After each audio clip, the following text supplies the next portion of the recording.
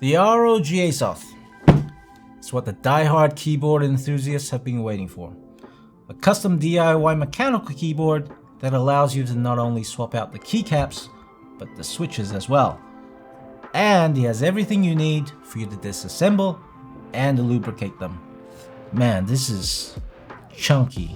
It feels like if I drop it, it might break my foot. Make sure it does hit your foot. Just don't damage my keyboard, please. Well, I'm just gonna open it here where my foot's safe and let's see what's inside.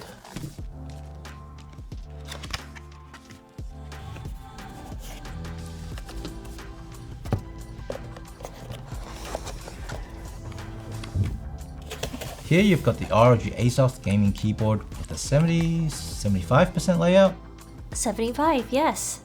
And an OLED display, intuitive controls similar to the ones on the Flare 2, a magnetic RF receiver storage bay, USB Type-C port, ultra-solid construction with an aluminium top plate, 3-level adjustable feet, PBT Doubleshot keycaps, ROG stabilizers, ROG NX switches, and a lube kit.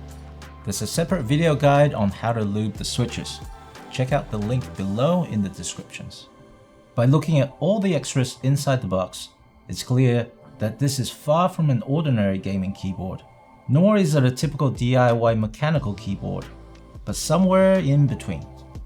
This 75% design has both the gaming and DIY communities in mind. The compact size allows for more room for the mouse to move, while retaining all the shortcuts such as stealth and lighting effects, just like an 80% TKL. Aftermarket 75% keycaps can be swapped in without trouble. One of the features that stands out is the OLED display. How big is it? It's a 2-inch. Considering how compact this is, it's amazing how ROG has managed to fit a 2-inch OLED display on it. On the left, there's caps lock, scroll lock, and what's that guy with a hoodie and a D next to it? That's the profile indicator. And D's for default. Let me see. Profiles 1, 2, 3, 4, and 5. And back to default, cool. Under that would be the connection mode, USB, RF, and Bluetooth. Oh, and it even shows you which Bluetooth device. Up to 3, correct? Yep. It's handy. And is the pairing process the same as the wireless Scope series? No. Since we have the intuitive controls and the OLED display, holding the ROG button on the side will now activate the pairing or toggle the dial to change the connected device.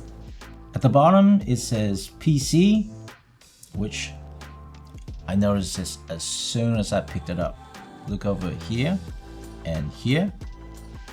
This is something that ROG has never done before. Max support. Yes! On the right side, by default you've got the RGB brightness controls. Any adjustments can be done with the auto centering dial. Flick up, down, or press. The ROG button on the side cycles through other functions, OLED brightness controls, RGB light effect modes, volume, and media controls. In the center, I noticed that there is a different animation whenever I change the profiles. What's the resolution on this? 256 by 64 pixels. And you can create your own in Armored Crate, right? If you want to, yeah.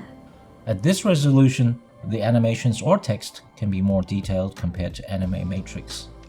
Instead of animations or text, the OLED could also display some audio effects or some handy always-on apps such as clock, alarm date, and calendar, or system info such as battery level, CPU temperature, etc. Having the OLED display is convenient when using the shortcut keys. You know exactly what changes you've made without going into the software.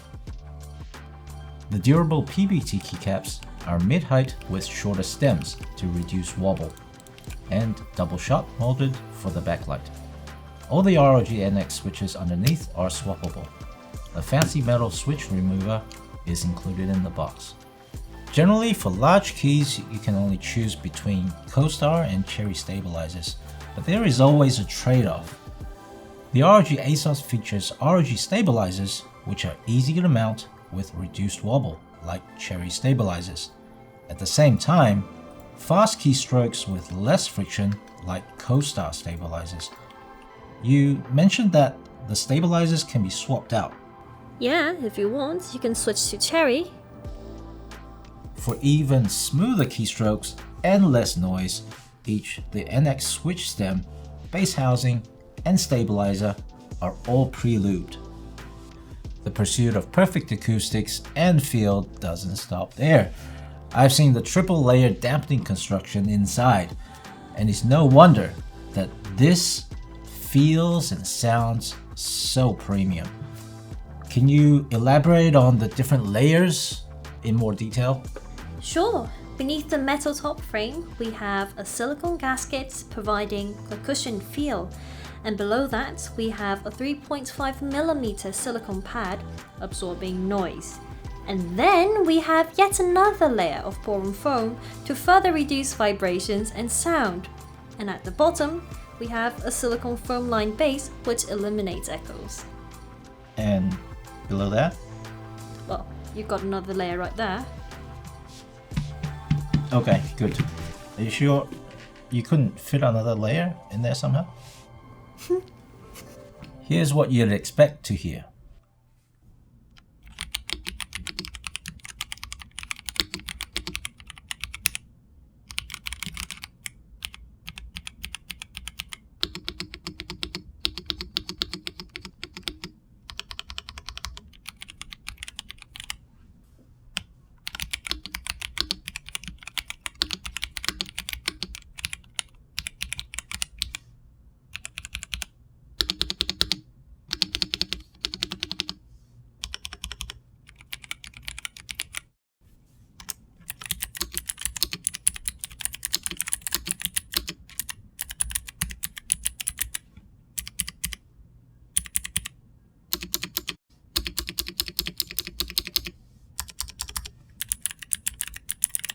With the incredible amount of dampening in there, it takes a great deal of meticulous planning to make sure that 1, it all fits in there, and 2, optimal reception, and 3, there's a balanced feel considering that there's a battery in there.